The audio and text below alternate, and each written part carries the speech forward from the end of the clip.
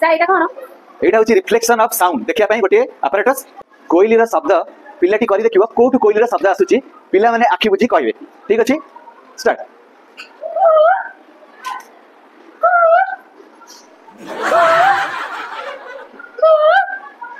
ଏଦି କରି ଅଛି।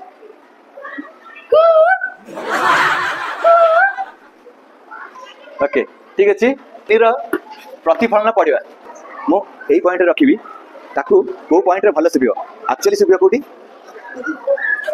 Hello sir भल सुबुनी। हेलो हेलो सर भल सुबुची।